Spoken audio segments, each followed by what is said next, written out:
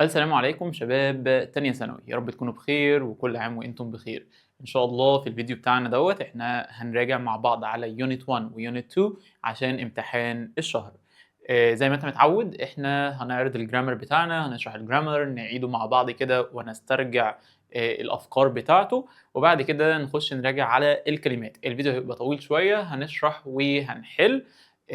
فمطالب من حضرتك انك انت تدون معايا كل الملاحظات بتاعه الجرامر، وتكون انت اوريدي مذاكر طبعا الكلمات او حافظها، فهتكون بمثابه مراجعه ليك. وطبعا الحل احنا كده او كده هنسيب لك البي دي اف بتاع الاسئله في الديسكربشن. تعالى كده مع بعض بسم الله. احنا الامتحان بتاعنا هيخش فيه 2 يونتس، الوحده الاولى والوحده الثانيه. هنراجع الجرامر بتاعهم كده سريعا. الجرامر بتاعنا الاولاني كان بيتكلم على قاعده اف. قاعدة if ديّة إحنا شرحناها بالتفصيل الممل. أنا دلوقتي جاي أعمل لك زي خريطة كده، خريطة ذهنية تفكّرك بقاعدة if وتخلّيك تعرف تحل في الامتحان بشكل سريع. if ديّة يا أساتذة معناها إذا أو لو. if ديّة أداة شرط، أداة شرط، بما إن هي أداة شرط يبقى هي أداة بتربط جملتين ببعض. جملة اسمها جملة الشرط، ده الشرط اللي مطلوب منك، وجملة تانية اسمها جملة النتيجة، دي الجملة اللي أنت هتحصل عليها في حالة إنك أنت كنت حققت الشرط دوّة. زي مثلًا بالعربي كده، أنا لو جيت قُلت لك أنت لو بتذاكر إيه اللي هيحصل؟ هتنجح. فدي كده اسمها جملة شرط. ليه جملة شرط؟ هتلاقي فيها شرط أهوّة إنك أنت تذاكر، ده الشرط اللي مطلوب منك. طيب أنا يا مستر ذاكرت وحققت الشرط ده، أنت هتنجح، دي النتيجة اللي أنت هتحصل عليها. طيب الشرط والنتيجة مربوطين مع بعض باستخدام هذه الأداة اللي هي لو، فدي كده اسمها أداة الشرط. يبقى دايمًا أنا جملة الشرط هي عبارة عن 3 أجزاء، أداة، شرط، نتيجة. في الامتحان بقى عشان أنت تسهّل على نفسك المذاكرة، هو دايمًا بيدّيك قطعتين تجيب أنت القطعة التالتة، فالراجل ادّاك الشرط وادّاك ادّاك الأداة وادّاك الشرط، فأنت تجري تجيب مين؟ تجيب النتيجة. طب الراجل ادّاك الأداة وادّاك النتيجة، فأنت تجري تجيب الشرط. طب الراجل ادّاك الشرط وادّاك النتيجة، فأنت تجري تجيب مين؟ الأداة. فدايمًا قاعدة if عشان تعرف تحلّها بشكل صحيح لازم تكون فاهم اللعبة بتاعتها. قاعدة if من القواعد السهلة والجميلة واللي أغلبكم بيعرف يحلّها صح، بس الناس اللي هي بتعرف تتعامل مع ورقة الامتحان صح. طيب إحنا بقى مهمتنا إيه؟ مهمتنا إن إحنا نعرف أدي الأداة اللي هي اسمها if، وبما إن الأداة if ديّة رابطة لك جملتين ببعض فلازم ناخد الجملتين دول. فif ديّة فيها كام حالة يا مستر؟ if ديّة فيها 4 حالات. حالة بنسميها الحالة الصفرية أو اللي هي الzero conditional if، قاعدة if الحالة الصفرية. وبعد كده في عندنا الfirst اللي هي الحالة الأولى. بعد كده في عندنا حاجة اسمها الsecond اللي هي الحالة التانية. وبعد كده في عندنا الthird اللي هي الحالة التالتة. يبقى أنا في عندي كام حالة من حالات if؟ في عندي 4 حالات، حالة صفرية، حالة أولى، حالة تانية، حالة تالتة. كل حالة منهم إحنا عايزين نعرف استخدامها. أنا هاستخدم إمتى الحالة الصفرية، وبعد كده أعرف تكوينها. تكوينها ده اللي هو إيه؟ عبارة عن جملتين، جملة شرط وجملة نتيجة. فأنا أعرف جملة الشرط في زمن A وجملة النتيجة في زمن A. ففي الامتحان جاب لي if ومعاها جملة الشرط بتاعة مثلًا الحالة الصفرية، فأنا أجري أجيب جملة النتيجة بتاعة الحالة الصفرية وهكذا. طيب الحالة الصفرية بتستخدم في إيه يا مستر؟ الحالة الصفرية ديّة بتستخدم للتعبير عن الfacts الحقائق. لو أنا باتكلم عن حقيقة أشتغل بالحالة الصفرية. زي مثلًا لو أنا جيت قُلت لك أنت لو سخّنت المَيّة عند درجة حرارة 100 إيه اللي هيحصل؟ المَيّة هتغلي. فأنا كده باتكلم في جملة عبارة عن جملة إيه؟ حقيقة علمية. أنا فعلًا لو سخّنت درجة الحرارة بتاعة المَيّة لحد 100 فالمَيّة دي هتغلي. فأنا كده شغال بقاعدة if الحالة الصفرية. كذلك بتستخدم للتعبير عن الhabits لو أنا باتكلم عن العادات بتاعتي. فبرضه أنا كده هاشتغل بالحالة الصفرية. طيب يا مستر بس هي أكتر حاجة بتيجي لنا طبعًا اللي هي الfacts الحقائق. الحالة الصفرية ديّة جملة الشرط بتاعتها هتبقى عبارة عن present simple مضارع بسيط. طبعًا أنت كبير وعارف إن الpresent simple اللي هو المضارع البسيط ده اللي هو عبارة عن حاجة من الاتنين. المضارع البسيط دوّة يا إما فعل في المصدر، فعل بدون أي إضافات، أو إن يكون مصدر معاه اس. طبعًا على حسب الضمير. مصدر معاه اس دوّة لو كان الضمير بتاعي ضمير مفرد يعني he أو she أو it أو أي اسم مفرد. فعل مصدر بس ده لو كان I أو we أو you أو they او اي اسم جمع. دي كده جمله الشرط. طيب جمله النتيجه هتبقى برضه present simple، فدي احنا بنسميها، بنقول كده ان قاعده اف اللي هي الحاله الصفريه هي قاعده البريزنت سمبل، المضارع البسيط، لان الاثنين بريزنت سمبل، جمله الشرط وجمله النتيجه مضارع بسيط. فلو هو اداك مثلا جمله بتعبر عن حياه علميه، خلاص دماغك هتترجم ان انت رايح تشتغل بالبريزنت سمبل المضارع البسيط، رايح تفكر في المصدر او المصدر اللي معاه اس، او لو انت حبيت تنفيها طبعا او هو عايز ينفيها فبنفيها باستخدام الدونت او مين او الدازنت. طبعا انت كبير وعارف ان الدونت ديت بتيجي في حاله ان كان الضمير بتاعي I we you they، والدازنت في حاله ان كان he او she او it. وبعد الدونت والدازنت بنجيب الفعل بتاعنا فعل مصدر، فعل بدون اي اضافات. طب يا مستر، ده كده بالنسبه للحاله الصفريه. الحاله الاولى بتستخدم للتعبير عن ايه يا مستر؟ الحاله الاولى دي بتستخدم للتعبير عن البوسيبيليتي. ايه هي البوسيبيليتيز؟ اللي هي الاحتمالات. لو انا بتكلم عن حاجه من المحتمل حدوثها في المستقبل، حاجات ممكن تحصل،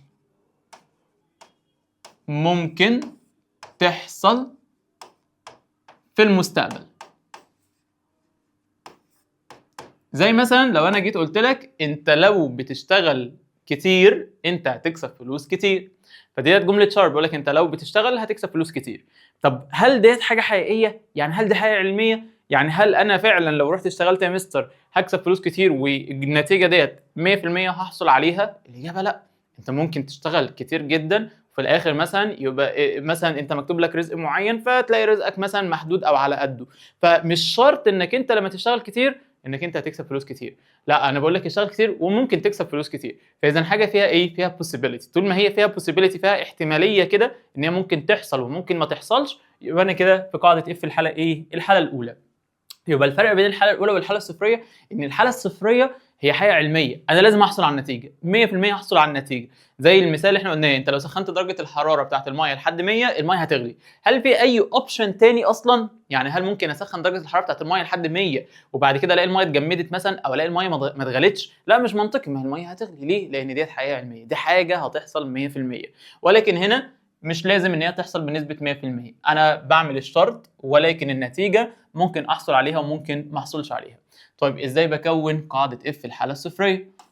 جمله الشرط بتاعتنا هتبقى present simple مضارع بسيط، وده طبعا شبه الحاله الايه؟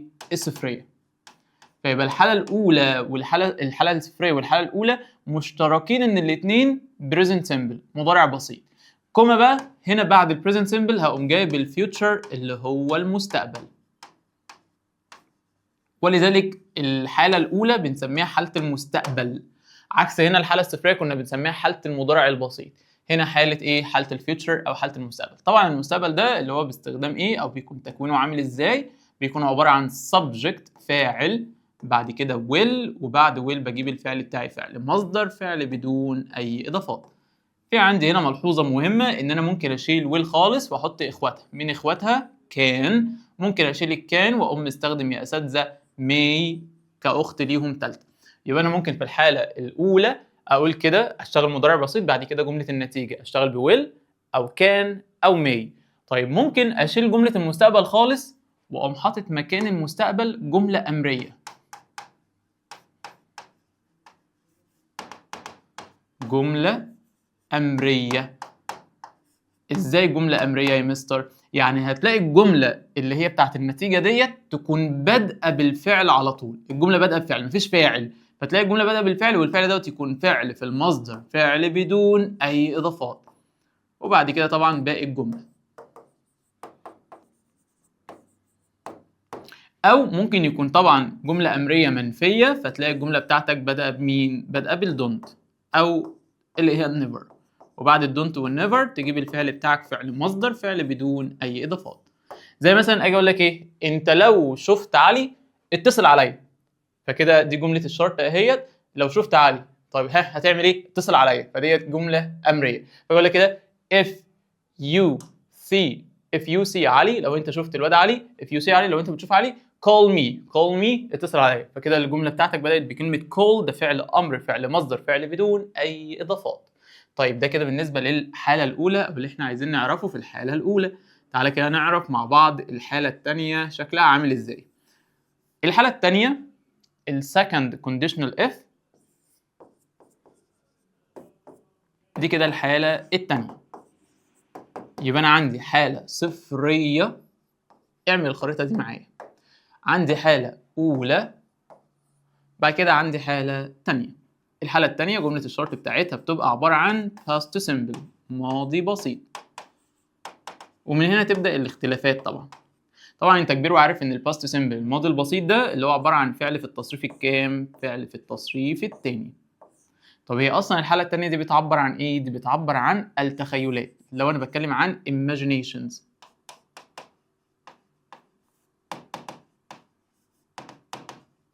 imaginations، تخيلات. زي مثلا اجي اقول لك انا لو كان معايا فلوس انا كنت اشتريت عربيه، فده معناه ان انا لا معايا فلوس ولا اشتريت عربيه، انا بتخيل شيء. اقول لك انا لو كنت مثلا عندي جناحات انا كنت طرت، فده لا عندك جناحات ولا هتطير. فدي كلها جمل اسمها جمل تخيلات imaginations. طيب ايه كمان الحاله الثانيه ممكن نستخدمها للتعبير عن الادفايس؟ لو انا عايز ادي حد نصيحه اشتغل برضو بالحاله الكام؟ بالحاله الثانيه. يبقى الحاله الثانيه برضو بتستخدم للتعبير عن الادفايس. ادفايس يعني النصيحه، ان انا ادي حد نصيحه. فاقول له انا لو كنت مكانك انا كنت عملت الحاجه دي. فانا كده ايه؟ بدي نصيحه للشخص اللي قدامي.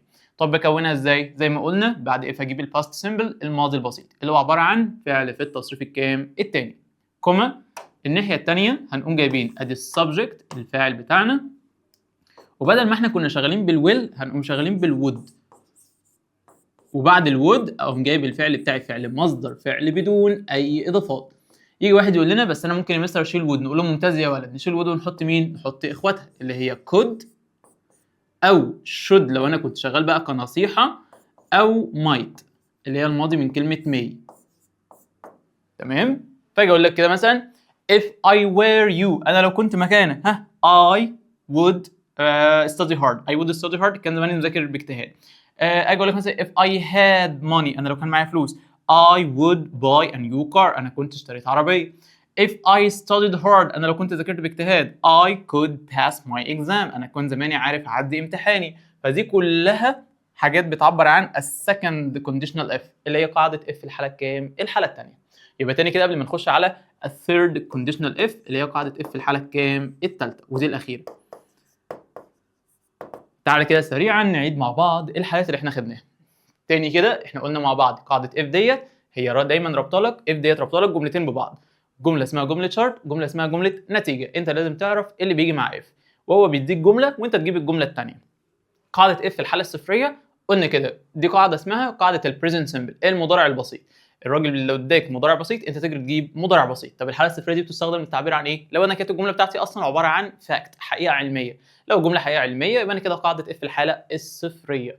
طب يا مستر انا الجمله بتاعتي مش حقيقه علميه، انا الجمله بتاعتي بتعبر عن البوسيبيليتي، الاحتماليه. انا من المحتمل ان الحاجه دي تحصل، ممكن الحاجه دي تحصل وممكن ما تحصلش في المستقبل. لو انا بتكلم عن حاجه in the future في المستقبل ممكن تحصل وممكن ما تحصلش، يبقى انا كده في قاعده اف الحاله الاولى. وبتشتغل ازاي؟ مضارع بسيط ومستقبل، ولذلك الحاله الصفريه كنا مسمينها حاله المضارع البسيط، والحاله الاولى مسمينها حاله المستقبل. طب المستقبل ده اللي هو باستخدام مين؟ will او اخواتها كان او may، فممكن احط will او كان او may. طب يا مستر انا ممكن اشيل المستقبل خالص واحط مكان المستقبل جمله امريه، والجمله الامريه اللي هي الجمله اللي بتبدا بالفعل على طول، وبيكون فعل طبعا فعل مصدر، فعل بدون اي اضافات. زي المثال اللي احنا قلناه، لو انا جيت قلت لك لو انت بتشوف الواد علي اتصل عليا، فاجي اقول لك كده if you see علي، لو انت بتشوف علي call me، اتصل عليا. فكده الجمله بدات بفعل على طول، ده فعل امر، فعل مصدر، فعل بدون اي اضافات. طيب يا مستر الحاله الثانيه بنسميها حاله الوود، وود والمصدر. الحاله الثانيه بتستخدم للتعبير عن حاجتين، imagination تخيلات، انا بتخيل حاجات اصلا مش موجوده، بتخيل حاجات مش موجوده في ارض الواقع، يبقى انا كده في الحاله الثانيه. او لو انا عايز ادي ادفايس، ادي نصيحه للشخص اللي قدامي، لو انا بدي نصيحه للشخص اللي قدامي انا برضه كده في قاعده اف الحاله الثانيه. طب يا مستر انا دلوقتي بعبر عن تخيلات او بنصح الشخص اللي قدامي، يبقى انا كده في السكند كونديشنال اف الحاله الثانيه اللي هي طبعا حاله الوود والايه؟ الوود والمصدر. طب يا مستر الحالة الثالثة بتستخدم للتعبير عن ايه؟ الحالة الثالثة والأخيرة بتستخدم للتعبير عن الريجريتنج. يعني ايه ريجريتنج يا مستر؟ ريجريتنج يعني الندم. انت ندمان على حاجه، او اللي احنا بنسميها البليم. بليم يعني اللوم، انا بلوم الشخص ده على حاجه. طب يا مستر ازاي بكونها؟ هنكتبها بس كده وبعد كده احنا في البورد الثانيه الدنيا هتبقى واضحه اكتر، احنا هنا بس عشان نجمع الدنيا كلها تبقى قدام عينينا. الثيرد كونديشنال اف بتشتغل بالباست بيرفكت اللي هو الماضي التام، مش ماضي عادي، مش ماضي بسيط، ماضي تام. طب والماضي التام ده اللي هو عباره عن ايه؟ ده عباره عن هاد والفعل في التصريف الثالث، هاد والفعل في التصريف الثالث، كوما الناحيه الثانيه هجيب السبجكت الفاعل زائد دول هماهم would could should might، نحط الwould اهي. طبعا خلاص انت فهمت واخواتها.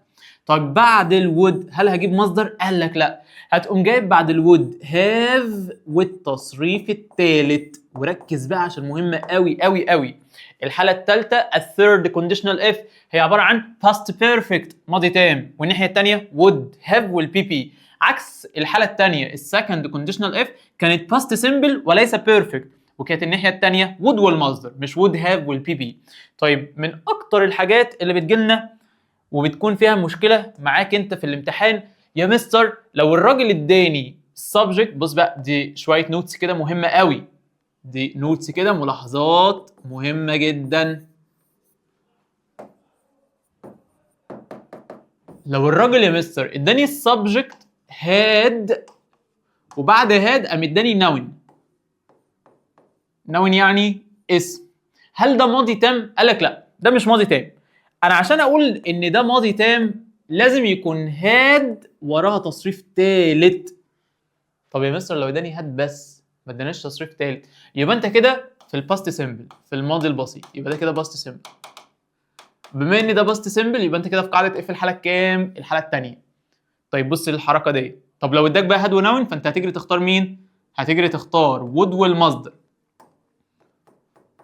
وود ومصدر، اكتب معايا الحاجات دي.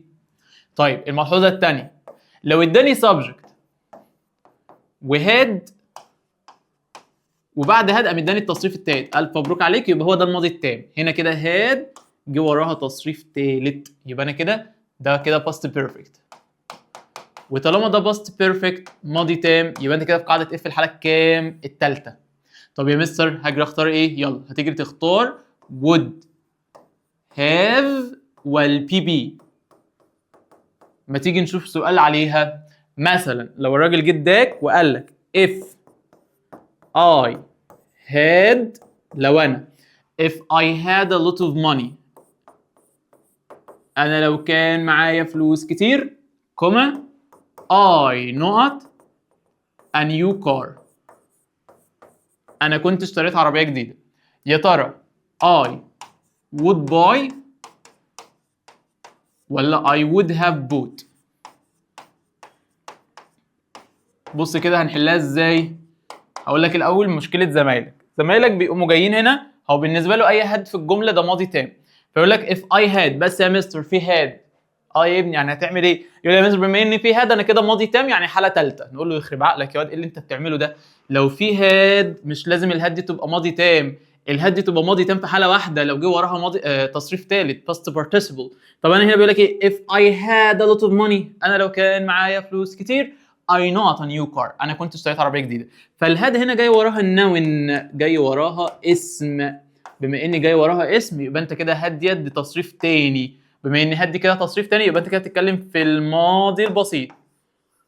طب بما انه ماضي بسيط يا مستر يبقى انت كده قاعده اف في الحاله الثانيه، يبقى هتختار would have ولا would ومصدر؟ لا would ومصدر يا مستر، فتبقى الاجابه would buy.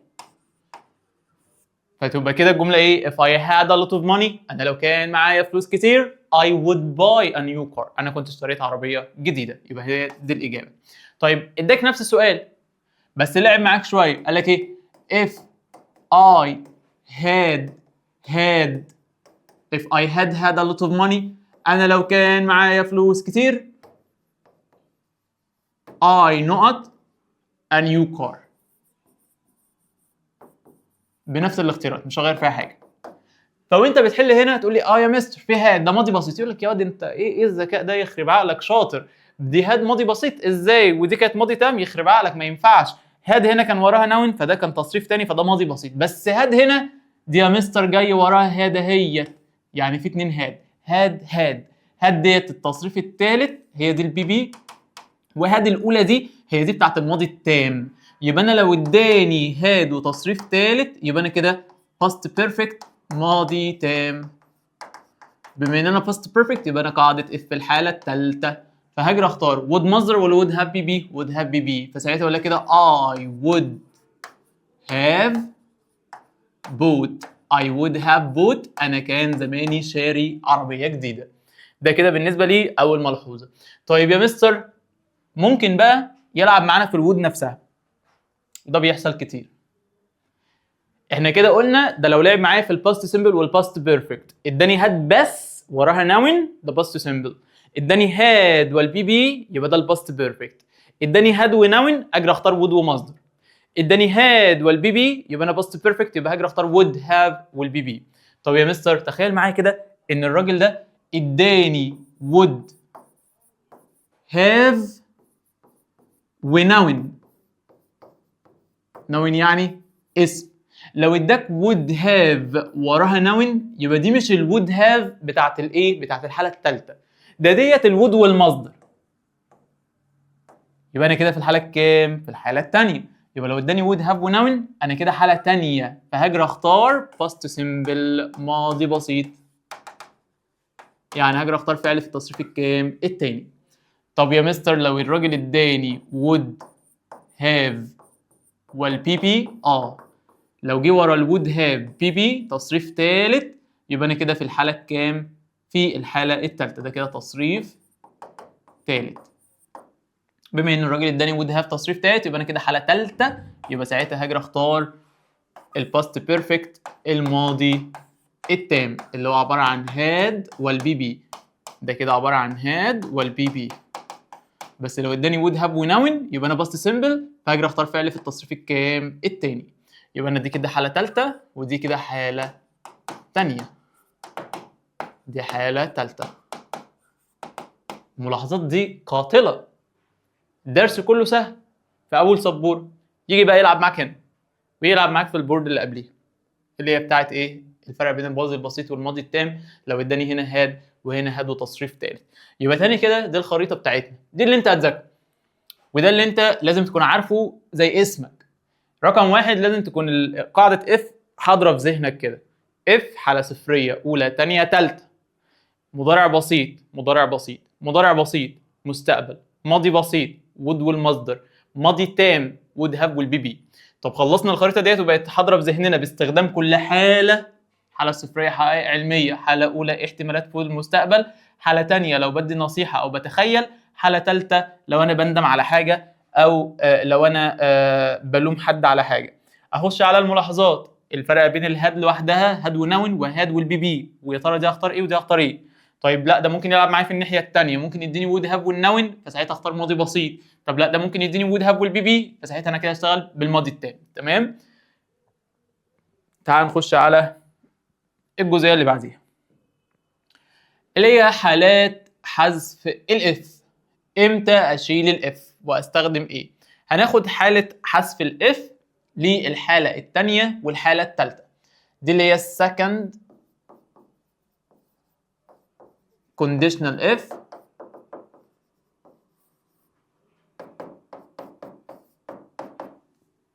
تعال نفتكر كده هي بتتكون ازاي. بحط اف اهي الجميله، يلي الاف الباست سيمبل اللي هو الماضي البسيط، الناحيه الثانيه بجيب مين؟ subject would والايه؟ would والمصدر. مش هنقعد بقى نعيد ونزيد ونقول لك ان الwould ليها اخواتها، خلاص انت عرفت الدنيا. ممكن احذف اف في الحاله الثانيه واحط مين مكان اف يا مستر؟ ممكن في الحالة الثانية احذف اف خالص واحط مكانها where، او احط مكانها had. طيب امتى بحط مكان اف where وامتى بحط مكان اف had؟ where ديت هيجي وراها السبجكت وبعد السبجكت هيجي لك adjective صفة، لو اداك التركيبه ديت او التكوينه ديت فساعتها انت هتجري تشتغل كحاله تانية وتجري تختار مين؟ تختار السبجكت، وبعد السبجكت would والايه؟ would والمصدر. طب يا مستر امتى بختار هاد؟ هاد دي هيجي وراها السبجكت، وبعد السبجكت هيقوم جاي لك النون اسم، كوما لو اداك التكوينه ديت فهتجري تختار برضو هنا subject would والايه؟ would والمصدر. سيبك من الكلام ده، تعال نوضح بسؤال. لو الراجل جه قال لنا if I were، معلش مش هنخلينا نختار if دي هاد. لو الراجل جه قال لنا كده نقط I were taller I would، أنا كان زماني I would join basketball team. مرة كمان نقط I taller I would join basketball team.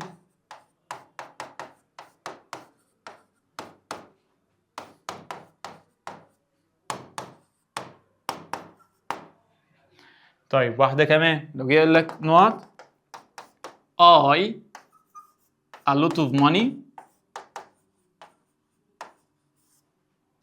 I would buy a new car. مرة كمان لو جه قال لنا نقط I had a lot of money I would buy a new car.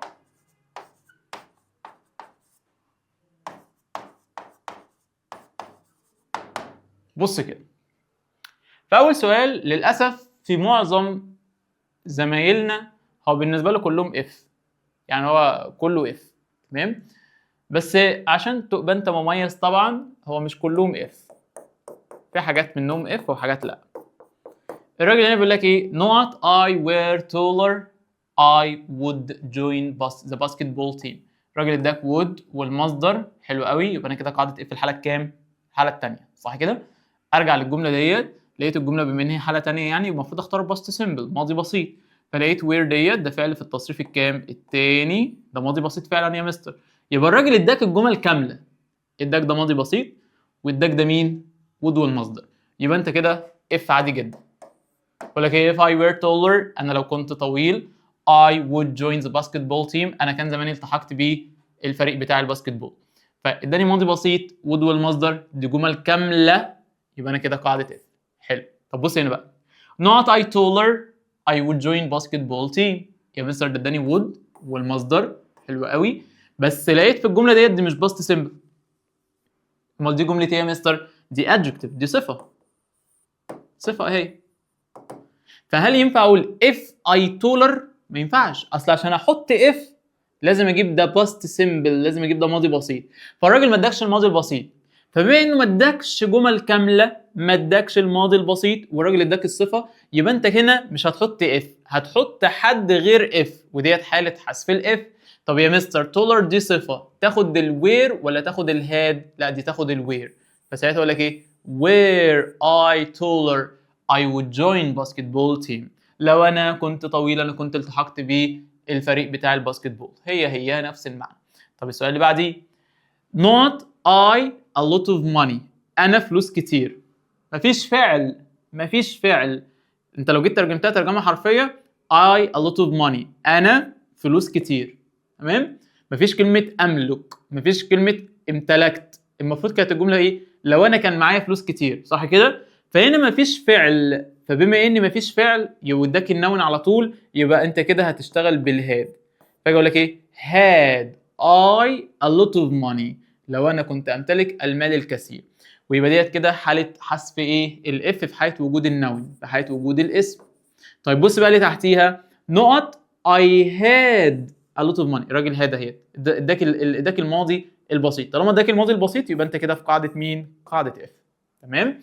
ده كده بالنسبه لي حالات حذف الاف في الحاله الكام الثانيه. انا ممكن اشيل الاف خالص واستخدم وير، ممكن اشيل الاف واستخدم هاد. اهم حاجه تعرف ان هنا بعد السبجكت في adjective في صفه، وهنا بعد السبجكت في noun في اسم. تمام. طيب يا مستر الحاله الثالثه هل ليها حالات حذف؟ الحاله الثالثه برضو ممكن نحذف فيها الاف. دي كده الثيرد conditional if.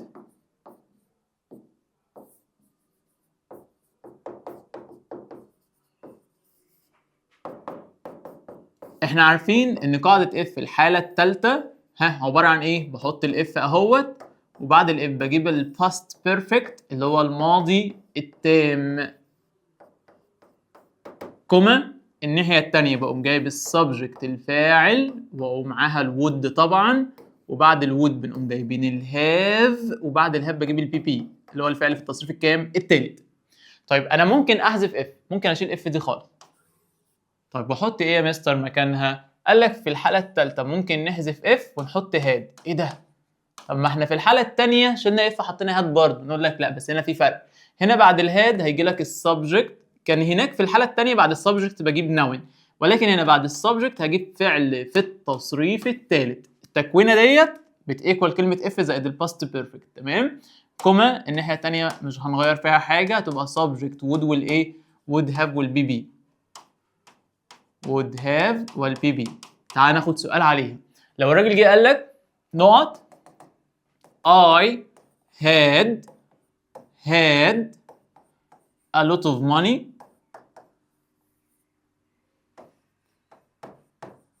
I would have bought a new car. بص الجملة ديت ايه؟ هتلاقي الناحية التانية would have والبي بي، صح كده؟ طيب والجملة الأولى had اهيت ومعاها had تصريف تالت. حلو قوي. يبقى الجملتين كاملين، ده ماضي تام ودي would have والبي بي، جملتين كاملين يبقى أنت في الإف عادي، أستخدم إف. طيب تخيل بقى معايا إن هو اداك كده، قال لك نقط I had a lot of money I would have bought a new car. لو انت جيت بصيت للجمله ديت هتلاقي الناحيه الثانيه عباره عن would have والبي بي، فانت كده في قاعده اف الحاله الكام؟ الحاله الثالثه. فبما في قاعده اف الحاله الثالثه المفروض يبقى ماضي تام اللي اختاره هنا، وكلمه ماضي تام يعني ما ينفعش تبقى هاد لوحدها، لازم هاد زائد تصريف ثالث، صح كده؟ طب هاد وتصريف ثالث، فين التصريف الثالث؟ مش موجود، ده في هاد بس. نقول لك لا، ما هي دي الهاد بتاعت التصريف الثالث، هي دي هاد التصريف الثالث. يبقى انت ناقصك يا مستر حط هنا اف؟ لا، هقوم حاطط انا هنا هاد. فتبقى الجملة كده I had a lot of money. أنا لو كان معايا فلوس كتير. يبقى احنا هنا كده بنحلها ازاي؟ لو الراجل اداك ماضي تام would have والبي بي اختار اف، مفيش مشكلة. طب الراجل اداك فاعل تصريف تالت على طول والناحية التانية would have والبي بي، فساعتها لا، أنت تختار had هنا. تمام؟ دي كده حالة اف أو حالة حذف الاف في الحالة الكام؟ الحالة التالتة. طيب اللي بعديها احنا كده خدنا ايه؟ خدنا الحالة الثانية والثالثة in details بالتفصيل، خدنا الحالة الصفرية والحالة الأولى. الحالة الأولى والحالة الصفرية ده الكلام ده في الحالة الأولى والصفرية، دي قاعدة if في الزيرو والفيرست. ممكن أشيل if وأحط أختها اللي هي when، ده في الحالة الإيه؟ الحالة الأولى والصفرية. تمام؟ الوين هنا مش ما أقدرش أعوض عنها في الحالة الثانية والثالثة، أنا بعوض عنها في الحالة الصفرية والإيه؟ والحالة الأولى. ده كده يا ولاد بالنسبة لي حالات اف الأربعة اللي هي الصفرية والأولى والثانية والثالثة. تاني أهم حاجة وأنت بتذاكر تجمع الأول خريطة قدامك كده باستخدام كل واحدة، بعد كده إزاي بكونها، بعد كده تبدأ تخش على حالات حذف الاف في الحالة الثانية والثالثة، وممكن أشيل الاف في الحالة الصفرية والأولى وأحط أختها اللي هي وين. تمام؟ طب يا مستر أنا لو عايز أجيب العكس بتاع اف أصلا، إيه عكس كلمة اف؟ اف ديت معناها إذا أو لو. العكس بتاعها كلمة اسمها unless. unless يعني إذا لم تفعل ذلك يعني. طبعا unless برضو هيبقى في الحالة الصفرية والأولى والثانية والثالثة، ولكن unless هي عكس المعنى بتاع if. فلو كانت أنت مشتغل بإف مثلا والجملة بتاعتك كانت مثبتة، وعايز تشتغل unless، فهتحط unless وتنفي الجمله عشان تديك نفس الايه المعنى. فبقول لك انت لو كان معاك فلوس انت كنت اشتريت عربيه. فبقول لك ايه؟ اذا لم يكن معك اموال لم تكن تستطيع ان تشتري سياره. فانا نفيت المعنى يعني عشان في الاخر يديك نفس المينينج. فاف العكس بتاع unless، طبعا بنختارها على حسب المينينج المعنى. طب كلمه unless بتساوي كلمه اسمها without، ودي مهمه قوي. without يعني بدون، او اللي هي اذا لم. بس الفكره ان without بيجي وراها فعل مضاف له ing، عكس طبعا unless بيجي وراها جمله كامله. فلو في جمله كامله انت دماغك رايحه ل if او unless على حسب المينينج، على حسب المعنى بتاع الجمله. طب انا لقيته اداني فعل ing، لو اداني فعل ing يبقى انا كده في قاعده مين؟ قاعده without زيها زي unless، بس الفكره ان without بيجي وراها ing. فكره عايز اقول لك بدون الاموال او بدون ما تملك الاموال انت مش هتقدر تشتري عربيه. فاجي اقول لك ايه؟ without having a lot of money you couldn't، لن تستطيع، you couldn't buy a new car، مش هتقدر ان انت تشتري عربيه جديده. ف without بيجي وراها ايه؟ ing. ممكن without يجي وراها النون. تمام؟ ده كده بالنسبه لي قاعده if والحالات بتاعه قاعده if. تعال نخش على اليونت اللي بعديه. يونت بتاع if ده لذيذ جدا بيشغل الدماغ بس اللي يذاكره صح. القاعده اللي بعديها عباره عن استخدامات must و mustn't.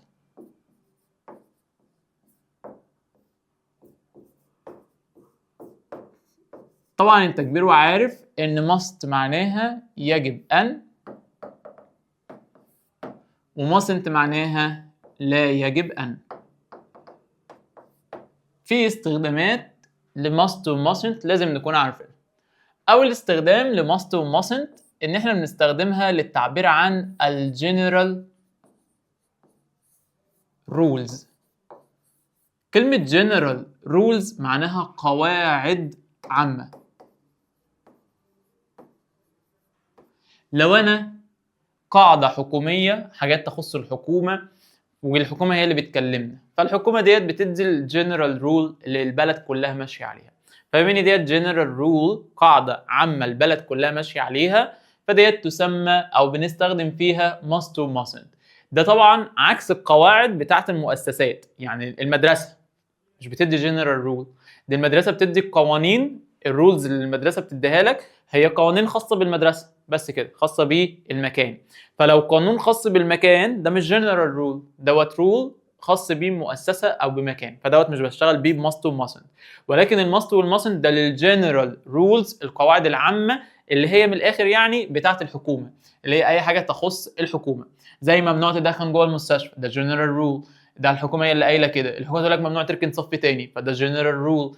الحكومه بتقول لك ممنوع الانتظار هنا، فده جنرال رول. فالجنرال رول هي اي حاجه جايه من الحكومه وتسري على الشعب ككل. تمام؟ في اي فتره من حياتهم حضرتك ملزم تعمل الشيء اللي الحكومه بتقول لك عليه. فده اول استخدام للماست والماسنت. تاني استخدام للماست والماسنت ان احنا بنستخدمها للتعبير عن الانر اوبليجيشن. يعني ايه يا مستر inner obligation؟ يعني الإلزام الداخلي. الإلزام الداخلي. أنا اللي بكلم نفسي، أنا اللي بنصح نفسي. فاجي أقول لك والله وأنا قاعد كده ضميري أنبني إن أنا مش بذاكر، فبدأت أكلم نفسي فقلت أنا لازم أذاكر. فأنا كده بلزم نفسي. فاجي أقول لك أنا لازم أذاكر، أنا عندي امتحانات، تصدق أنا لازم أقعد أذاكر، انا لازم انزل اشتغل، انا لازم اعمل الحاجه دي. فطول ما انا اللي بكلم نفسي وانا اللي بلزم نفسي ان انا اعمل هذا الشيء، فهشتغل بالماست والماست. فيجي يقول لك كده والله I must study، انا لازم اذاكر. I must work، انا لازم اشتغل. I mustn't smoke، ما ينفعش ان انا ادخن. كل ديت inner obligations، الزامات داخليه، انا اللي بكلم نفسي. تمام؟ فهشتغل بالماست والمustn't. الاستخدام الثالث بنستخدمها للتعبير عن الورم invitations. يعني ايه يا مستر warm invitations؟ اللي هي يا اساتذه الدعوه الحاره. الدعوه بزياده، انا بعزم على حد. الدعوه الحاره ديت اللي هي العزومه، انا بعزم حد. قابلت حد زميلي فانا عايز اعزمه ان هو يجي ياكل معايا، بقول لك you must come and eat with me. you must come and eat with me. انا بعزمه، فلو انا بعزم حد فانا بستخدم must او mustn't. اللي بعديها استخدام الرابع في strong advice. يعني ايه strong advice يا مستر؟ نصيحة قوية. نصيحة، مش أي نصيحة، نصيحة قوية. وكلمة نصيحة قوية اللي هي بتكون جاية من الآباء أو الطبيب بينصحك، أو حد بينصحك عشان في خطورة عليك، أي حاجة فيها خطورة عليك.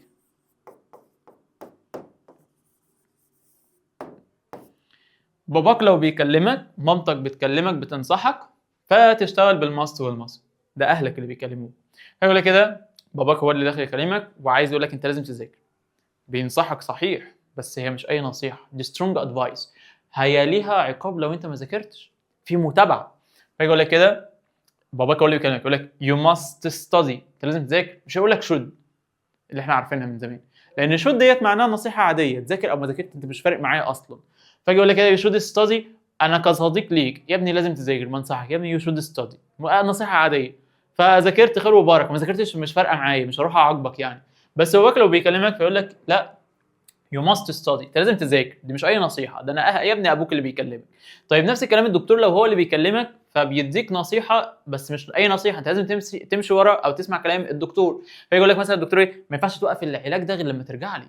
فيقول لك you mustn't stop، ممنوع توقف، you mustn't stop this medicine، ممنوع توقف هذا العلاج الا لما ترجع لي، وقتها وقفهولك. فيجي يقول لك انت لازم تاخد العلاج ده you must take this medicine. فطول ما الدكتور هو اللي بيكلمك يبقى انا كده شغال في الماست والماسنت. طب ايه الحاجات اللي عليها خطوره عليك؟ تخيل معايا مثلا ان في واحد زميلنا بينزف، ايه ده ما زميلي يا مستر ما استخدم شود وشود، نقول لك لا يا واد يخرب عليك، بينزف الواد هيتصفى قدامنا هيموت. فاقول لهم كده لازم تاخدوه للمستشفى، على الرغم ان انا زميله وكل حاجه، بس انا بنصحه وبنصحه على حاجه لان الحاجه دي هيبقى فيها خطوره عليه. فاجي اقول لك كده you must، انت لازم you must go، انت لازم تروح you must go to the emergency room، انت لازم تروح للemergency room. you are bleeding، انت قاعد بتنزف، فدي حاجه فيها خطوره عليك، فدي strong advice برضه. تمام. طيب انا خلاص يا مستر بقرا الجمله بتاعتي لقيتها general rule، لقيتها inner obligation، لقيتها warm invitation، لقيتها strong advice لحد من الثلاثه دول. اما ابويا امي بيكلموني، دكتور بيكلمني، او في حاجه حد بينصحني كزميل ليا بس الحاجه ديت فيها خطوره عليا. فعرفت ان انا اشتغل بالماست والماست. هل في جمل بتعرفني ان انا ماست وماستنت؟ قال لك اه. ايه الجمل اللي بتعرفنا ان احنا ماست وماستنت؟ فيجي يقول لك مثلا اتس، انها، اتس forbidden، ممنوعه محرمه. اتس forbidden، الحاجه ديت محرمه عليك ممنوعه. او اقول لك كده اتس banned، اتس banned يعني الحاجه ديت ممنوعه. تمام. او اجي اقول لك كده اتس illegal، دي حاجه illegal، حاجه غير قانونيه. اي عباره من دول تجي لك تعرف على طول ان انت في must و must. it's forbidden، it's banned، it's illegal. او اجي اقول لك مثلا it's a must، يعني ممكن نقول كده it's a must على طول. it's a must انه ضروري اجباري عليك. طب ممكن اشتغل بفيرب to be، فتلاقي كده جايب لك في الامتحان يقول لك كده you، انت you are not allowed. يعني you are not allowed انت مش مسموح لك. you are not allowed غير مسموح لك انك تعمل الحاجه ديت. بما ان غير مسموح لك انك تعمل الحاجه ديت، خلاص انا كده في خانه الايه، الماسنت بتاعتنا. يبقى تاني كده في عندي كام استخدام لماست وماسنت؟ 4. في عندي عبارات او جمل. ممكن الجمله بتاعتي تعبر عن general rule، حاجات حكوميه. ممكن الجمله تعبر عن الورم انفيتيشن، دعوه او عزومه حاره. ممكن تعبر عن inner obligation، الزام داخلي. ممكن تبقى strong advice من ابويا وامي او من الدكتور بتاعي او حد زميلي بينصحني بحاجه فيها خطوره عليا. طب يا مستر ممكن تجي لي عبارات it's forbidden، it's banned، it's illegal، it's a must. او ممكن يقول لي you are not allowed، انت مش مسموح لك تعمل الشيء ده. طب يا مستر ازاي بقى اكون جمله الماست والماسنت؟ ساعتها حضرتك هتجري هتلاقي جمله الماست والماسنت ممكن تبدا بالسبجكت اللي هو الفاعل، ممكن تبدا بالاوبجكت المفعول.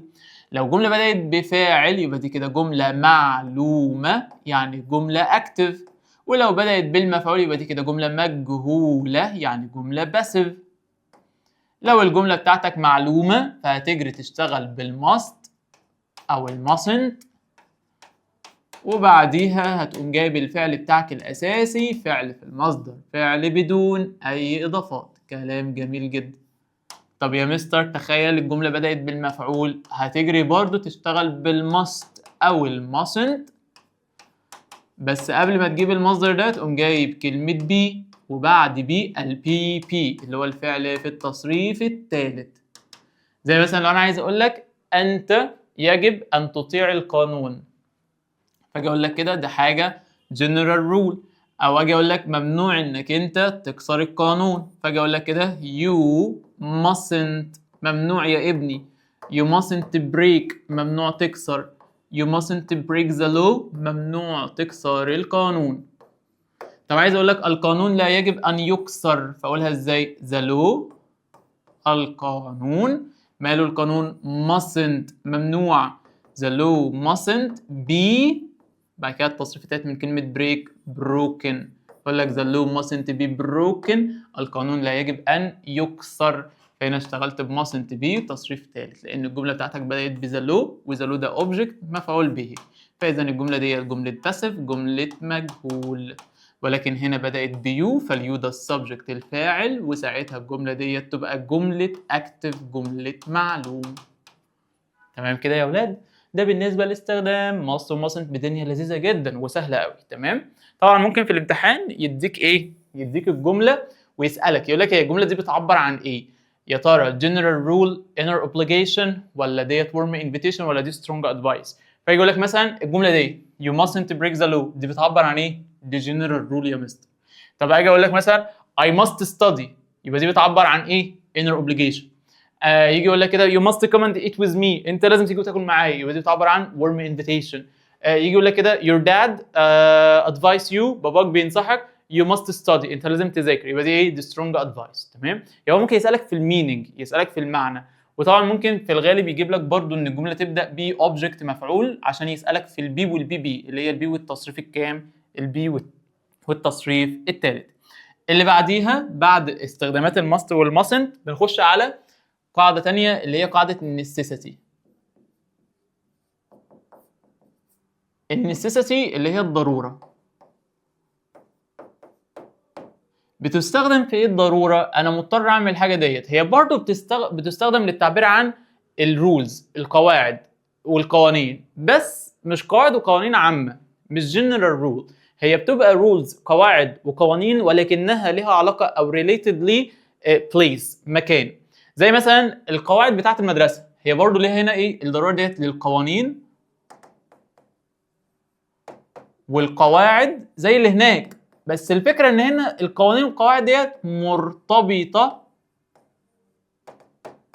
بمكان معين. ايه ده زي ايه يعني يا مستر؟ مثال بقى زي المدرسة، زي الشركة،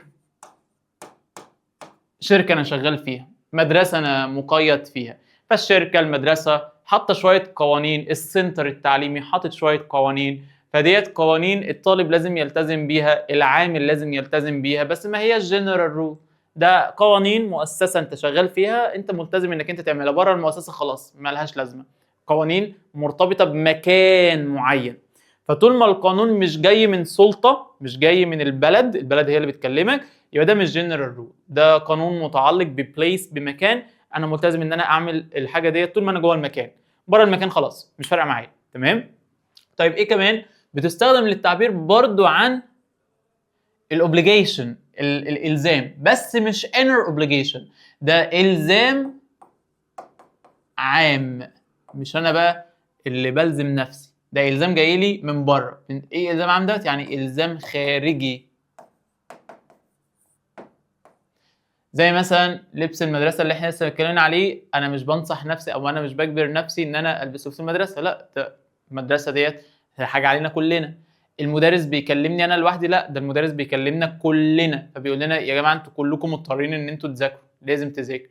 فهو بيقول لك حاجه مش ليك بعينك، ده حاجه للمجموعه، حاجه الزام بس مش الزام داخلي، مش انا اللي بلزم نفسي، ده الزام خارجي، في حد هو اللي بيلزمني. لو في حد هو اللي بيلزمني يبقى انا كده شغال في النسيسيتي. طب ازاي بكونها بقى؟ بنبدا بالسبجكت اللي هو الفاعل.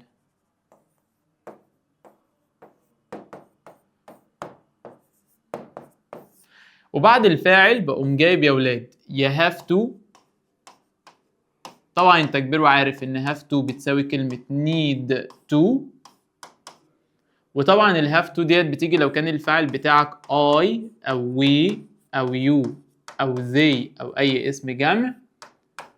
ولو انت شغال بالمفرد فهتجيب ال has to أو اللي هي بتساوي كلمة needs to، هي need بس ألزق لها اس needs to. وطبعا ال has to وال needs to بتيجي مع ال he والشي والإت وأي اسم مفرد. وبعد ال have to أو ال need to أو ال has to أو ال needs to فهتجيب الفعل بتاعك فعل في المصدر، فعل بدون أي إضافات. زي مثلا أجي أقول لك أنا مضطر، طبعا دول ترجمتهم معناهم مضطر إن أنا ألبس لبس المدرسة، فأقول لك إيه؟ I have to أنا مضطر. I have to wear أنا مضطر إن أنا ألبس. I have to wear the school uniform أنا مضطر إن أنا ألبس لبس المدرسة. طبعا هنا ما اشتغلتش بماست لأن ده مش general rule، ديت قانون صحيح وكل حاجة، بس القانون دوت مرتبط بالإيه؟ بالمدرسة. تمام؟ طيب لو عايز أقول لك هي مضطرة تلبس اليونيفورم بتاع الشركة، فأجي أقول لك كده she مش have to بقى، she has to wear the company uniform. هي مضطرة ان هي تلبس اللبس بتاع الشركة بتاع الشغل. فديت برضو حاجة متعلقة بالشركة، ما هياش جنرال ايه؟ ما هياش جنرال رول. وهنا اشتغلنا بالهاز تو، هنا اشتغلنا بالهاف تو عشان الضمير بتاعنا. طب انا لو حبيت انفيها ازاي اعمل جملة النفي بتاعها؟ جملة النفي برضو هقوم جايب السبجكت الفاعل بتاعي، بس مش هنفي الهاف والهاز نفسها، هقوم نفيها بالدونت والدازنت، اجيب فعل مساعد. فطبعا انت كبير وعارف ان الدونت بتيجي مع الاي وي يو ذي، والدازنت بتيجي مع الهي والشي والات.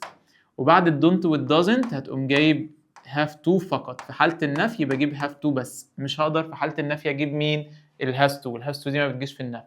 طيب او اخت الهاف تو اللي هي نيد تو، دي او دي. وبعديها بجيب الفعل بتاعي فعل مصدر، فعل بدون اي اضافات. فانا مثلا لو عايز اقول لك انا مش مضطر، طبعا دونت ودازت معناها ليس، او اللي هي بالبلدي كده معناها مش. وطبعا have to او has to او need to معلش معناها مضطر.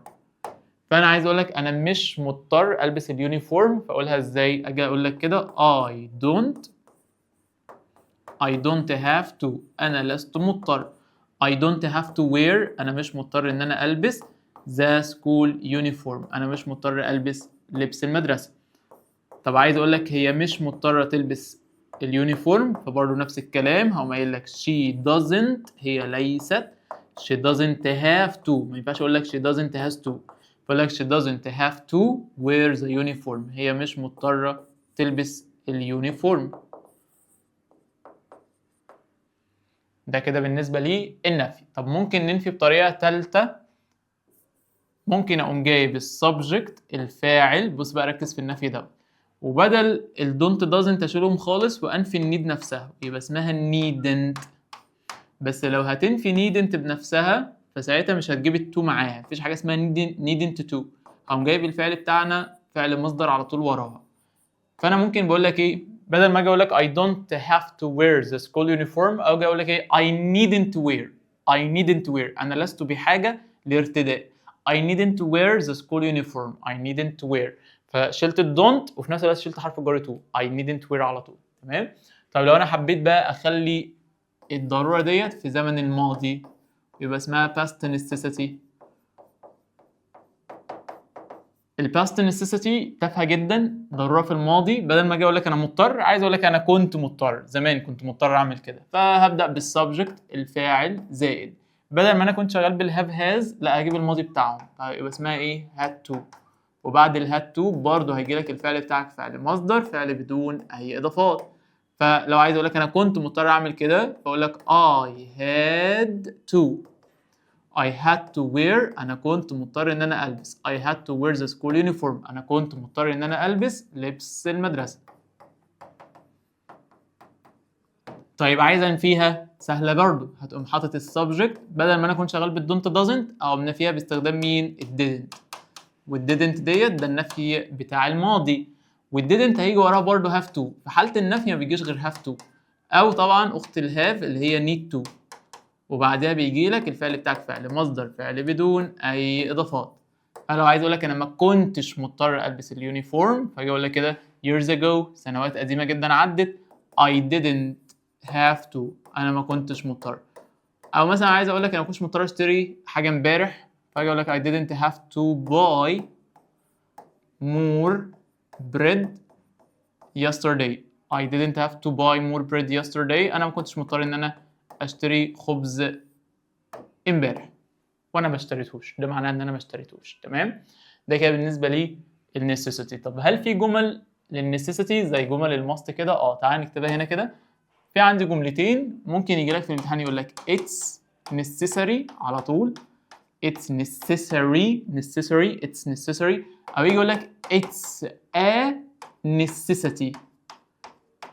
ركز فيهم كده it's a necessity او it's necessary على طول.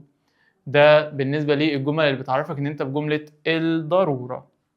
ده كده يا ولاد بالنسبة لي اليونت التاني. يبقى تاني كده احنا خدنا مع بعض اليونت الاول اللي هو كان قاعدة if بحالاتها بحالات حذف الاف بالعكس بتاع if اللي هي unless او without، وعرفنا استخدام كل واحدة منهم 0 first second third. وبعد كده دخلنا على الاوبليجيشن او اللي هو استخدامات الماست والماسنت واستخدامات النسيسيتي او اللي هي النسيسري وازاي اقول it's necessary او it's a necessity، وعرفنا استخداماتها وتكوينها والنفي بتاعها والباست بتاعها. اوعى تنسى ان الماست والماسنت ما فيهاش ماضي، فلو انت حابب تجيب الماضي بتاع كلمه ماست هتبقى هاد تو برضه، فالماضي بتاع الاثنين هي كلمه هاد تو. تمام؟ وكلهم بيجوا وراهم الفعل بتاعك انفينيتيف فعل في المصدر، ولو انت عايز تخليها جمله باسيف هتحط البي والبي بي فيبقى اسمها ماست بي والبي بي، ماسنت بي والبي بي، هاف تو بي والبي بي، او هاز تو بي والبي بي. ده كده بالنسبه لي الجرامر بتاعنا. طبعا المفروض انت دونت الكلام ده كله وتقراه تاني وتذاكره تاني وتبدا تحل عليه. تعال نخش على جزء الكلمات. هنراجع الكلمات مع بعض سريعا كده ونبدا نحاول نحل عليها مع بعض الاسئله عشان الكلمات تثبت معاك. يلا بينا نخش على الكلمات ونعرف كل كلمه ايه مشتقاتها وهنحل عليها ازاي. اول كلمه عندنا كلمه اسمها belong يعني ينتمي لحاجه. belonging ده الانتماء، الشعور بالانتماء ذات نفسه. confidence الثقه، confident واثق وديت صفه. cooperate يتعاون، cooperation ده التعاون ذات نفسه. cooperative دي صفة معناها حد متعاون، فاجي اقول لك ده طالب متعاون، ده cooperative student. طيب التعاون ذات نفسه cooperation. طب يتعاون فاجي اقول لك ده الطالب ده بيتعاون مع زميله فهو كده بيعمل cooperate. اللي بعديها diverse اللي هو متنوع، زي اقول لك مثلا ده في تنوع في الحيوانات، في تنوع في البشر ذات نفسهم، ما احناش كلنا واحد، احنا في صفات مختلفة عن كل قارة والتانية. diversity ده التنوع ذات نفسه، يبقى diverse متنوع دي صفة، diversity التنوع. اللي بعدها encourage يشجع حد، encouragement ده التشجيع ذات نفسه. fair عادل، حاجة عادلة. fairness العدالة. include يشمل أو يتضمن. inclusive شامل، حاجة شاملة. invite يدعو يعزم حد. invitation دي الدعوة أو العزومة. value يقدر حد. valued يعني مقدر ذو قيمة ودي صفة. تعال نشوف كده الديفينيشنز بتاعتنا. inclusive اللي معناها شامل، معناها ايه؟ ده بيقول لك كده all people included creating a friendly welcoming place. ده هنا بيقول لنا كده ان كل الناس مشتركة فيها، في ما بينهم صداقة وود واماكن مرحب بيهم. طيب valued حاجة مقدرة او ذات قيمة، the given importance or respect. diversity يعني تنوع، the different backgrounds or abilities عندك قدرات، عندك خلفية مختلفة عن الآخرين. fairness العدالة، treating people equally عامل الناس بالتساوي. cooperation التعاون، working together peacefully نشتغل مع بعض في أمن وسلام كده. encourage يشجع حد، to give support إن أنا أدعم حد. confidence أديله ثقة في نفسه، or hope to someone أو أديله أمل. اللي بعديها confident ده الصفة معناها واثق، ديت كده ده الشعور بقى، ده feeling or showing certainty about something أو self assured. اللي بعديها invite يعزم حد، ديت to ask someone to come somewhere or to do something. include يشمل أو يتضمن to make someone or something part of a group or total جزء من جروب أو المجموعة. belong يخص to be a member of a particular group or organization تبقى جزء من مجموعة أو من منظمة. تعال نشوف كده الكلمات الإكسترا. عندي كلمة زي كلمة ability اللي هي القدرة، certain متأكد، caring داعم، participate يشارك في حاجة، competitive تنافسي، playground ملعب، corner دي الزاوية، respected حد محترم، equipment معدات، self assured واثق من نفسه أو متأكد، immediately حاجة فورا أو حالا في الحال، slides اللي هي الزحاليق بتاعتنا، member عضو، swing الأرجوحة المرجحة، offer يعني يقدم عرض. celebrate يحتفل، celebration الاحتفال، background خلفية، chance فرصة، compete يتنافس، personality شخصية، confused مرتبك يشعر بالحيرة، purpose الغرض، empathy تعاطف ويجي معاها كلمة show فيبقى اسمها show empathy يظهر تعاطف، safe آمن، hope يأمل أو الأمل، skill مهارة skills مهارات، left out مستبعد مهمل، support يدعم حد، supportive حاجة داعمة، supporter داعم، supporting الدعم ذات نفسه، noisy صاخب دوشة كتير، value قيمة، welcome يرحب بحد. اللي بعديها appreciate يقدر حد، challenge تحدي، community مجتمع، particular حاجة محددة، conflict نزاع أو صراع أو خلاف، prepare يجهز، preparation ده التجهيز أو التحضير ذات نفسه، create يعني يخلق شيء، creative مبدع، creator ده الخالق أو المبدع، responsibility دي المسؤولية، fairly بعدالة طبعا أي حاجة فيها ly دي كده تعتبر adverb يعني دي تعتبر حال، silence الصمت، lead يقود، leader قائد، leadership القيادة نفسها، space معناها يا أساتذة مكان أو فراغ أو فضاء، لو جينا قلنا pace من غير الاس ديت pace معناها خطوة. اللي بعديها mixed groups معناها مجموعات مختلطة. اللي بعديها unsure غير متأكد، organization دي المنظمة جت منها كلمة organize ينظم حاجة.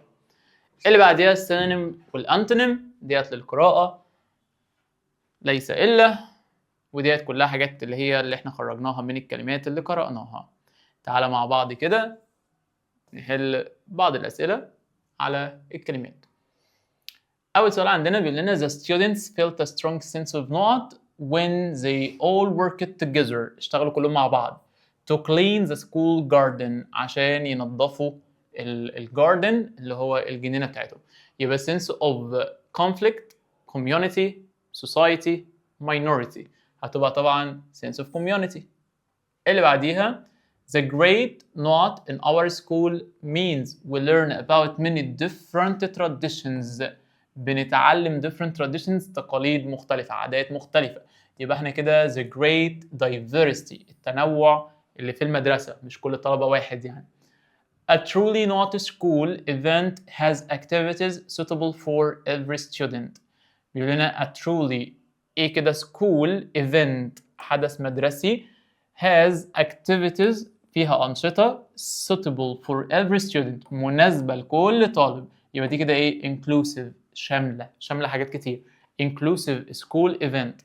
اللي بعديها the success of the fundraiser was due to the excellent note between students and parents. excellent ايه ما بين الطلبة تمام والparents اللي هم الآباء. يبقى ده كده احنا بنتكلم عن cooperation التعاون اللي ما بينهم. excellent cooperation التعاون الممتاز. كلمة participation يعني مشاركة تمام. اللي بعديها everyone wants to feel they not in their classroom. كل واحد فينا everyone wants to feel عايز يشعر ايه they not in their classroom. يشعروا ان هم ايه جوه الكلاس روم بتاعهم. they belong in يعني belong منتمين للكلاس روم بتاعهم تمام. السؤال رقم 6 بيقول لنا a good friend will always not you to pursue your dreams. اللي بعديها a good friend will always يا ترى criticize, encourage, discourage, welcome. هتبقى welcome you. تعال نشوف الكلمات بتاعت lesson 3 and 4. أول كلمة عندنا كلمة اسمها address يعني يخاطب أو يعالج قضية. argue over يجادل بشأن شيء معين. argument ده الجدال نفسه. gather يجمع يتجمع. gatherings التجمعات أو اللقاءات اللي بتحصل. handle يتعامل مع حاجة وبتيجي بمعنى مقبض. interrupt يقاطع حد في حاجة. interruption دي المقاطعة نفسها. اللي بعديها mediator وسيط حد بيتوسط عشان مثلا يحل مشكلة ما بين اتنين. misunderstand يسيء الفهم. misunderstanding دي إساءة الفهم نفسها سوء الفهم. reside يعني يسكن. resident ساكن أو مقيم أو نزيل. resolution الحل. resolve يحل حاجة. take on يعني يتولى حاجة يبقى مسؤول عنها. تعال نشوف كده الكلمات الإكسترا. بتقول لنا كده act عمل أو يتصرف وجات منها كلمة actor يعني ممثل وكلمة actress ممثلة وكلمة acting التمثيل ذات نفسه. challenge تحدي. belong ينتمي خدناها. communicate يتواصل بيجي معاها with. communicate with يتواصل مع. compete يتنافس. competition المنافسة نفسها. mood حالة مزاجية. organize ينظم. decide يقرر. politely بأدب. disagreement ده الخلاف. praise يمدح أو يثني على حد على عمل أنت عملته. encourage يشجع. recognize يقدر أو يعترف بشيء أو يتعرف على شيء. express يعبر. expression اللي هو التعبير ذات نفسه. respected محترم. gratitude امتنان إن أنا أكون ممتن لحد. شاكر يعني شاكر لحد على حاجة. rule معناها دور ورول بحرف اليو معناها القاعدة أو القانون. included مشمول أو متضمن على شيء. show يظهر أو يبين. introduce يقدم. kindness اللطف أو العطف. neighborhood حي سكني الحي اللي احنا شغالين فيه. العمود الثاني celebration احتفال. appreciation تقدير. common حاجة شائعة وطبعا عكس كلمة common كلمة rare يعني حاجة نادرة. care يعتني. careful الاعتناء حد مهتم بحاجة. model يعني نموذج أو قدوة. cooperative تعاوني. create يخلق أو ينشأ متعادة. perform يأدي. performance الأداء بتاعك. disagree يرفض يختلف في الرأي. practice يمارس. discuss يناقش. realize يدرك. events أحداث أو اللي هي الفعاليات اللي بنعملها. remarkable حاجة ملحوظة أو رائعة. thoroughly بلطف أو بإنصاف. result نتيجة. ignore يتجاهل. shopkeeper معناها صاحب متجر أو بائع يعني. inclusive حاجة شاملة. كل الكلمات دي متعادة. janitor عامل نظافة. transform يحول حاجة لحاجة تانية. valued حاجة مقدرة أو حاجة ذات قيمة. sportsmanship اللي هي أساتذة الروح الرياضية. members أعضاء. الكلمات اللي بعديها local حاجة محلية حاجة جوه البلد. طبعا عكسها international حاجة عالمية حاجة دولية. أو global معناها حاجة عالمية. أو universal حاجة عالمية أو حاجة دولية. spread ينتشر، solution حل، including يعني يشمل أو بما في ذلك أو شامل على شيء، rule قاعدة، happiness السعادة، respectfully باحترام، أي حاجة فيها اللي y تبقى adverb حال، fair عادل، powerful يعني قوي، وطبعا power اللي هي القوة أو السلطة، equipment معدات بتاعتنا بتاعادة، public حاجة عامة عكسها private حاجة خاصة، اللي بعدها discuss يناقش، discussion معناها المناقشة، powerful قوي، decrease يقلل، increase يزود، patient صبور وبتيجي بمعنى مريض، cost يكلف حاجة أو التكلفة، conflict النزاع، community مجتمع، في عندي كلمة اسمها society معناها مجتمع برضه، بس الفرق إن كلمة society معناها مجتمع كبير خاص بالبلد، community ده مجتمع صغير، benefit يفيد، classmate زميل الدراسة زميل الفصل يعني، adult بالغ أو راشد، وعكسها طبعا young حد صغير. تعال نخش على كلمات بتاعة يا أساتذة اليونت اللي بعديه. تعال نخش على كلمات يونت 8.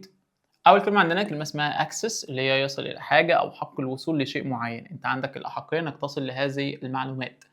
اللي بعدها change maker يعني صانع تغير.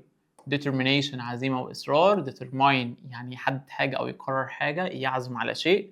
determined دي الصفة معناها عازم أو مصمم على هذا الشيء. give access to يعني يتيح الوصول لشيء معين. initiative مبادرة زي مثلا حاجة اسمها decent life initiative اللي هي مبادرة حياة كريمة decent life initiative. light a spark of hope يعني يديك شرارة أمل أو شعلة أمل. innovation ابتكار. passion شغف. persistence إصرار واستمرار مصابرة على شيء. persisting معناها مستمر في شيء معين. teamwork العمل الجماعي. innovate يخترع. passionate about يعني شغوف بشيء معين. تعال نشوف الكلمات الإكسترا بتاعتنا. أول كلمة عندنا كلمة اسمها fairer أكثر عدالة. funding التمويل الفلوس اللي بتتاخد أو بتدفع. healthier أكثر صحة. inspiring ملهم. land أرض وبتيجي بمعنى يهبط، زي مثلا أجي أقول لك ده الطيارة دي بتهبط فالطيارة دي كده بتعمل land. creativity إبداع. differ يختلف. meaningful حاجة ذات معنى حاجة ذات مغزى.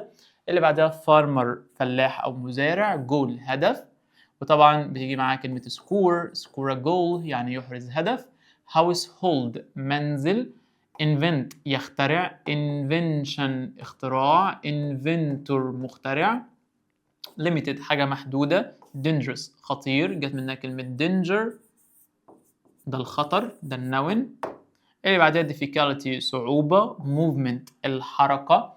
found يأسس. foundation مؤسسة. founder معناها شخص مؤسس. green أخضر صديق للبيئة. individual حاجة فردية طبعا عكسها team حاجة جماعية. lack معناها ينقص أو يقل. low cost منخفض التكلفة. deed فعل أو عمل. digital حاجة رقمية. nationality دي الجنسية بتاعتنا. تعال نشوف كده الكلمات اللي بعديها.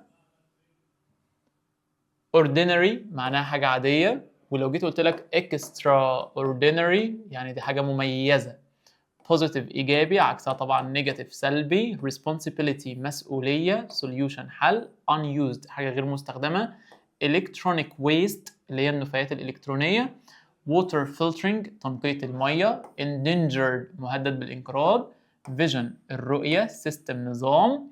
safely بأمان. protect يحمي. organize ينظم وخدناها من شوية organization دي المنظمة. organizer ده الشخص المنظم. planting الزراعة. recycling إعادة التدوير. skill مهارة جمعها skills مهارات، وفي منها نوعين، في عندي soft skills و hard skills. مهارات يا أساتذة مكتسبة hard skills، مهارات أنا مولود بيها soft skills. transform يحول. transformation ده التحول ذات نفسه. wild life الحياة البرية. تعال نشوف كلمات ال 2 lessons التانيين. تعال ناخد الكلمات بتاعتنا بتاعت ال 2 lessons في اليونت بتاعنا. عندي enthusiasm الحماس. enthusiastic متحمس. obstacle عائق أو عقبة، حاجة واقفة قدامي. اللي بعديها perseverance معناها مثابرة. persevere معناها يا أساتذة يثابر، وديت الverb. separate يفصل حاجة عن حاجة، وعكسها طبعًا mix يدمج الحاجات ديت مع بعضها. اللي بعديها ability القدرة، action ده الفعل أو الإجراء اللي أنت بتاخده. brilliant رائع عبقري. coding دي البرمجة. continue يستمر. developer حد مطور بيطور في حاجات. اللي بعديها recognition التقدير أو الاعتراف. skilled حد ماهر. accessibility معناها سهولة الوصول، يعني الحاجة ديت available حاجة متاحة سهل الوصول ليها. application تطبيق اختصارها app. اللي بعدها celebrate يحتفل، جت منها celebration احتفال. combine يجمع حاجة مع حاجة، اللي هي يعني أكني بعمل الحاجة ديت mix. cooperation التعاون. disability إعاقة، ما عنديش القدرة إن أنا أعمل الحاجة ديت. responsibility دي المسؤولية. software البرمجيات، ودي المقصود بها البرامج اللي جوه الموبايل. achiever منجز أو ناجح. balance يوازن حاجة بحاجة. clearly بوضوح. command معناها يا أساتذة الأمر، وجات منها كلمة commander ده الشخص الآمر أو اللي هو الشخص المسؤول. curiosity معناها الفضول. purpose غرض أو هدف. shaping التشكيل. strength معناها القوة، و strengthen يعني يقوي حاجة. اللي بعديها discover يكتشف. expensive غالي، عكسها cheap رخيص. ولو عايز تعكسها ب prefix هنحط in واسمها inexpensive يعني حاجة رخيصة. health care اللي هي الرعاية الصحية. literacy محو الأمية. mountain جبل. practical حاجة عملية، وعكس practical الكلمة اسمها theoretical معناها حاجة نظرية. اللي بعديها environmental بيئي. failure فشل. imagination خيال، كانت منها imagine يتخيل. mentorship معناها توجيه أو الإرشاد. perfectly معناها بشكل مثالي. programming البرمجة. essential ضروري. fear الخوف. inspire يلهم أو يشجع حد على حاجة. mistake خطأ بيجي مع الفعل make فيبقى اسمها make mistake. permission ده الإذن أو السماح. success النجاح. successful طبعا حد ناجح. successful حد ناجح. اللي بعديها بعد successful communication ده التواصل. underestimate يستهين بحاجة. underestimate وديت كلمة أصلا جت في امتحان الثانوية العامة قبل كده تالتة ثانوي. tool معناها أداة. trust ثقة. misunderstand يعني يسيء الفهم. workshop ديت ورشة العمل. دي كده آخر جزء كلمات عندنا. كل اللي عليك انك انت تذاكر الفيديو كويس قوي كجرامر، راجع الكلمات تحفظها راجعها بسرعه كده، وابدا بقى بعد كده قبل ما تخش امتحان الشهر بتاعك حل لك نموذجين 3 او كام سؤال، هتلاقي الدنيا معاك بقت كويسه عارف تحل. هنزل لك ان شاء الله الPDF في الديسكربشن، ان شاء الله الدنيا تبقى كويسه. الفيديو مهم قوي عشان تراجع على الأجزاء بتاعتك، مش لامتحان الشهر فقط ولكن حتى لامتحان آخر السنة. أنت لو ذاكرت الفيديو حلو قوي أنت كده مخلص يعتبر تلت المنهج. إحنا عندنا مراجعة ل2 يونتس كاملين in details بالتفصيل كلمات وجرامر، فهيساعدك طبعا في آخر السنة. وصلنا لنهاية الفيديو بتاعنا، إن شاء الله ألقاك على خير بإذن الله بفيديو جديد في شرح بقية اليونتس والمراجعات الجاية إن شاء الله. والسلام عليكم ورحمة الله.